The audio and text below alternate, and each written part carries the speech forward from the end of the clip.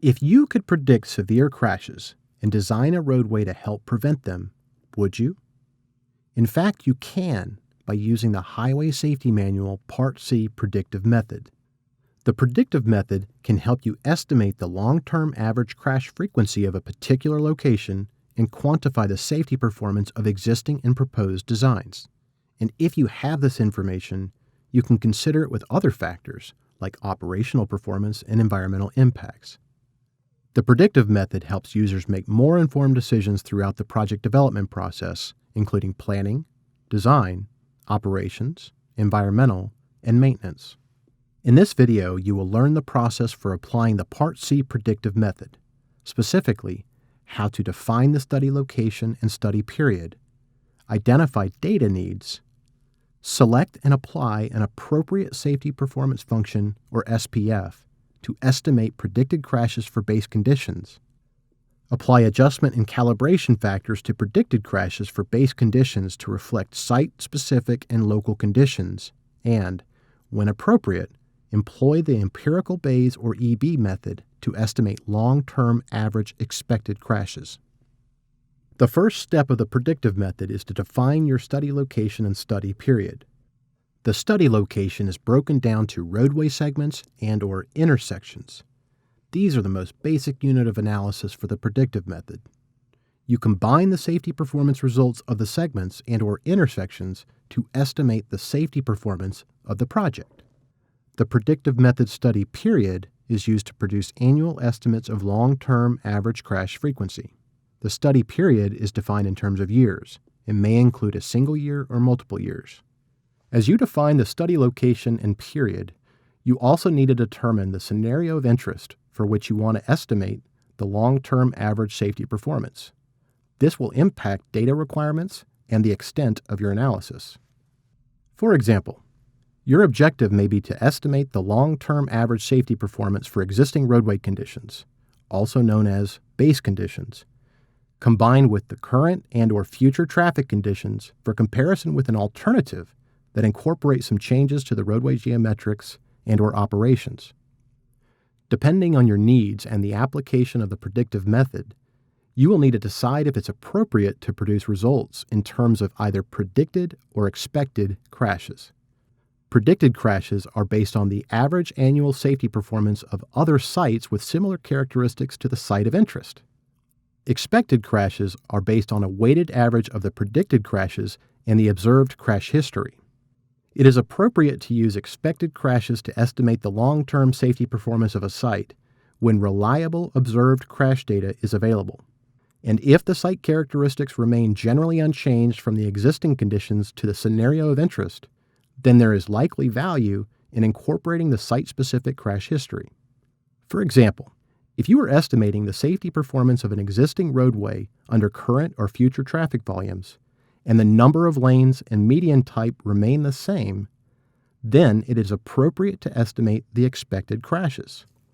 If you plan to apply a crash modification factor, or CMF, to estimate the expected change in safety performance, then it is also appropriate to estimate the expected crashes for the base condition before applying the CMF. Let's look at an example where you want to consider the installation of left turn lanes on both major road approaches at an existing four-legged, two-way stop-controlled intersection. You can use the observed crash history as well as the predicted crashes from the SPF to compare the long-term safety performance of the intersection with and without left turn lanes. You would first estimate the expected crashes under the base condition, which is the existing intersection without left turn lanes, and then apply the CMF to estimate the expected crashes under the condition with left turn lanes. When there are significant differences between the existing and proposed conditions, the observed crashes are no longer relevant. It is appropriate not to use the observed crash data because the scenario of interest is greatly different from the current conditions, or the observed crash data is not applicable to future conditions. Let's say, for example, you would like to consider converting a two-lane road to a four-lane divided road. In this situation, the historical crashes under the two-lane undivided condition are not relevant to the future safety performance under the 4-lane divided condition. In this case, you would appropriately rely on the predicted crashes to estimate the safety performance. Now let's discuss step 2, identifying data needs. In general, you need 3 categories of data to apply the predictive method: crash data, traffic volume data, and roadway characteristics data. To estimate predicted crashes, you only need the traffic volume for existing or future conditions and the roadway characteristics associated with the facility. If you decide it is appropriate to estimate the expected crashes, then you will also need the site-specific crash history. Regarding crash data, you will need to identify several data elements for each crash during the study period.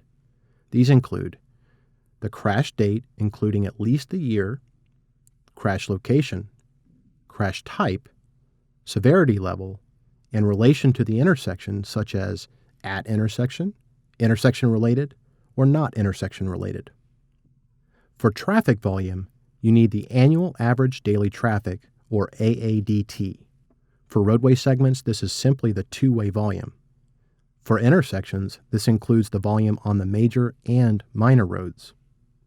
The roadway characteristics data requirements depend on the facility type of interest. You can find the roadway data requirements for all facility types presented in the first edition of the HSM. The third step is to select and apply the appropriate SPFs. The HSM includes SPFs for various facility types, which you apply to the most basic unit of analysis, whether it's for roadway segments and/or intersections. It is important that you understand the applicability of the SPFs to select those that are most appropriate to your scenario of interest. To understand the applicability, you must consider the facility type and the associated roadway characteristics such as area type, number of lanes, median type, traffic control, and number of intersection approaches. For example, if your project of interest is an urban, 4-legged, signalized intersection, then you should select an SPF that applies to that type of intersection. After you select an appropriate SPF, you apply it to estimate the long-term average crashes under base conditions. For example, the SPF for a 4-legged, 2-way, stop-controlled intersection on a rural, 2-lane, 2-way road is given by this equation. The number of predicted crashes under base conditions for a 4-legged, stop-controlled intersection is equal to an exponential function where the AADT major is the annual average daily traffic on the major road in vehicles per day, and the AADT minor is the average annual daily traffic on the minor road in vehicles per day. For example, assuming the major road AADT is 8,000 vehicles per day and the minor road AADT is 1,000 vehicles per day, you will calculate 2.9 predicted crashes per year from the SPF under base conditions. However, it is important to understand that the base conditions for the SPF may or may not reflect the actual conditions for the location of interest. In the fourth step, you apply adjustment and calibration factors to reflect site-specific and local conditions. For example, the base conditions for a 4-legged, 2-way stop-controlled intersection on a rural, 2-lane, 2-way road include no intersection skew angle, no left turn lanes, no right turn lanes, and no lighting. If any of these features are present at the location of interest, then you need to apply adjustment factors to reflect those conditions. Refer to the HSM Part C or Part C spreadsheets for a complete list of applicable adjustment factors by facility type. For example, assume your intersection of interest has left turn lanes on both approaches of the major road.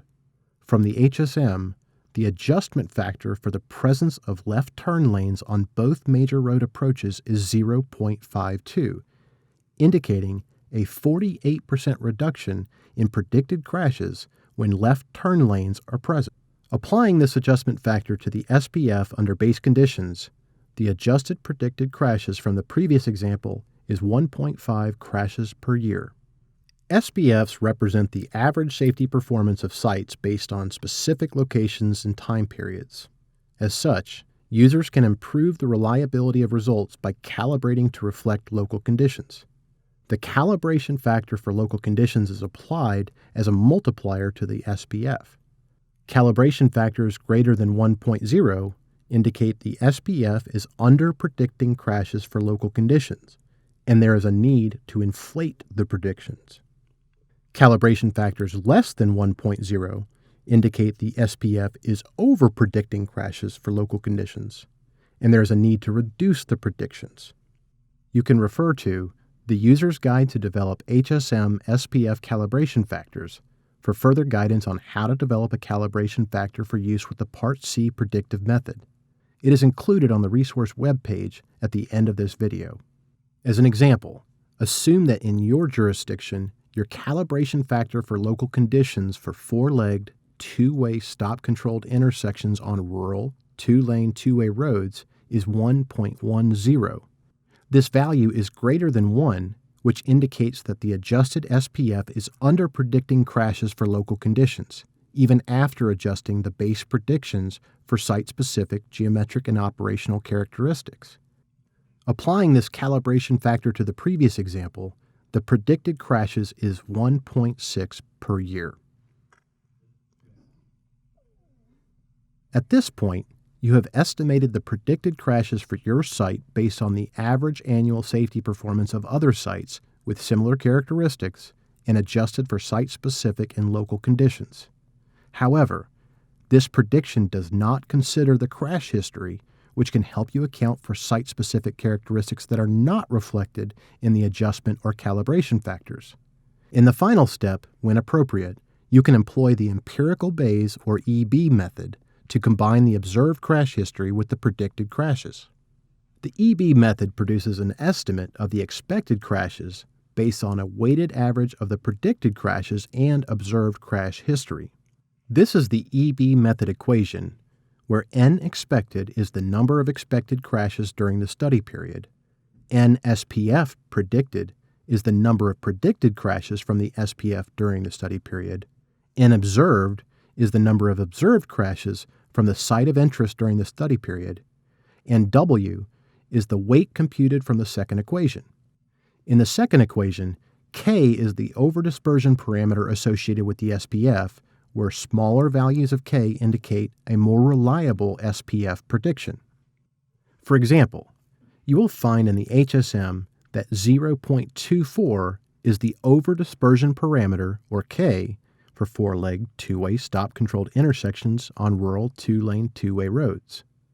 Continuing with the example, and assuming 6 observed crashes over a 3-year study period, the weight is 0.46, and the expected crashes is 5.5 over a 3-year period, or 1.83 crashes per year. This video demonstrated the use of the Highway Safety Manual Part C predictive method to estimate the long-term average crashes for a site of interest under existing or future conditions. You can use these estimates to consider safety impacts alongside other typical factors like operational performance or environmental impacts. They can also help you consider multiple design alternatives from a safety perspective, allowing you to make confident, informed decisions and prevent certain crashes from happening in the first place. Refer to this resource page for additional guidance, examples, and courses on the use of the predictive method. At the Federal Highway Administration, safety is our top priority. For more information, visit us online at safety.fhwa.dot.gov.